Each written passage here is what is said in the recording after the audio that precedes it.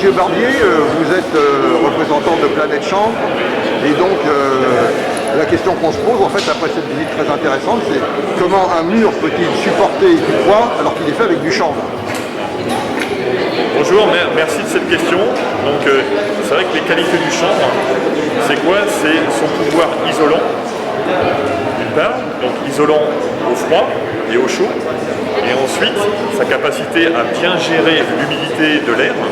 Ensuite, il a des performances extraordinaires face au feu, parce que mélangé avec de la chaux, comme on le voit ici, c'est un produit qui résiste 4 heures au feu. Voilà, des propriétés face au feu extraordinaires. Déphasage thermique pendant 10 heures, donc ça apporte un confort d'été. Donc ça, c'est les produits, les qualités de ce produit-là. Alors évidemment, le chanvre n'est pas un matériau porteur, il doit s'associer en fait avec d'autres matériaux. Dans le cas de Tripcore ici, il a été appliqué en fait sur des structures contre des structures béton, et donc il a été projeté.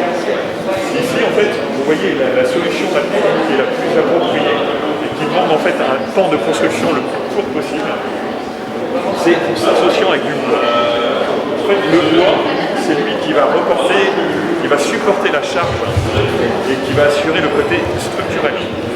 Donc on a en fait le mix entre la structure en bois, du biosourcé déjà par nature, et le béton de chanvre. Le béton de chanvre, on mélange de chaux et de charbon, et le mélange des deux, on va faire un mur de 30 cm. Côté intérieur ici du fer nacelle, la structure en bois, du béton de chanvre sur les 30 cm. On va appliquer un enduit ici à la chaux, ou un bardage en bois, et on peut poser comme ça des murs sur mesure. C'est des murs qui font jusque 3 mètres de haut, 12 mètres de long, et qu'on va pouvoir empiler. Et on fait qu'un bâtiment, qu'il a la structure déjà en béton à l'intérieur, plus cette structure en bois, va pouvoir être construit très rapidement. En fait, en quelques semaines, on va pouvoir monter tous les murs et on va gagner en rapidité. D'accord. Et donc, au niveau à venir, vous avez une idée du développement de cette technique? Alors, au niveau de l'avenir, effectivement, on a créé donc cette entreprise-là avec des charpentiers industriels, avec un architecte, et cette société Wallop Trefa existe maintenant, c'est une réalité. Elle a été inaugurée au mois de mai 2021. Donc c'est un bâtiment de 2000 m² qui assure, on voit le bâtiment ici, qui assure la construction des murs préfabriqués. Les charpentiers approvisionnent en structure en bois. Ensuite, le chanvre vient de l'usine Planète Chambre qui est juste à côté. Et le mélange se fait dans l'usine et le mur est rempli dans cette usine. Cette usine, donc, en fait, est opérationnelle. Elle a déjà créé des murs et a une capacité de production de 70 000 m² de murs par an. Donc c'est vraiment une réalité et on peut répondre en fait à tous les projets, c'est déjà ce qu'on fait. Monsieur Barbier, merci beaucoup. Je pense que le chanvre a beaucoup d'avenir en Seine-et-Marne. Très bien, je vous remercie beaucoup. Merci.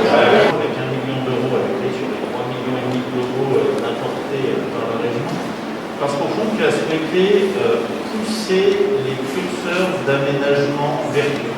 Le problème auquel on est confronté aujourd'hui en Ile-de-France, comme dans toutes les métropoles ou les zones denses, ça n'est plus de plus bâtir, ça n'est plus de plus construire. De plus bâtir ou de plus construire, c'est le geste asocial par excellence. On fait face à des populations qui augmentent, à des familles qui des fois habitent de plus en plus. Le taux de divorce est passé de marginal dans les années 70 à un couple sur deux en Ile-de-France. On vit plus longtemps, plus vieux et chez soi. Quelques mots sur une aventure urbaine, politique, environnementale, effectivement, qui remonte aux années 2000. Alors l'encre de vide, c'est pas le délire d'un élu local en matière de notoriété, sinon on aurait fait plus avant, mais plutôt par essence et nature, un projet de territoire porté par beaucoup d'acteurs de terrain. Et là on voit que le bâti, mais ce que je veux dire aussi, au départ de l'encre de vide, c'est un gros projet social. On parle des mixité sociale, il faut également parler de mixité générationnelle. Cet équipement est aussi au service des générations, il a l'ascenseur qui dessert jusqu'à 3 étages. Et cette question générationnelle va devenir de plus en plus prégnante. D'ailleurs, on développe avec Joubert et moi, pour vous dire qu'on pense à l'après, un projet sur l'habitat inclusif.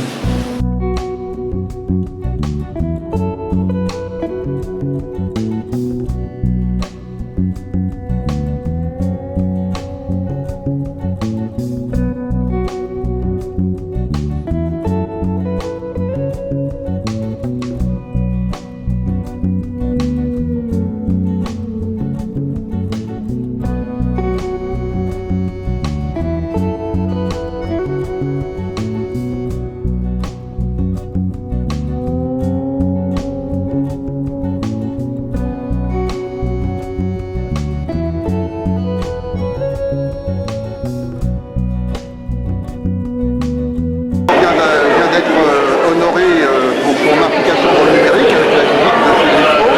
Et aujourd'hui, nous sommes là pour l'inauguration d'une résidence avec une chambre. Entre ces deux pôles, en fait, quelle est l'orientation générale de la ville? En fait, ils ont un point commun, c'est le lien. C'est le lien et puis le territoire, la proximité. Le numérique, c'est effectivement rapprocher les gens, leur permettre d'accéder à des ressources, tous, surtout l'inclusion est importante.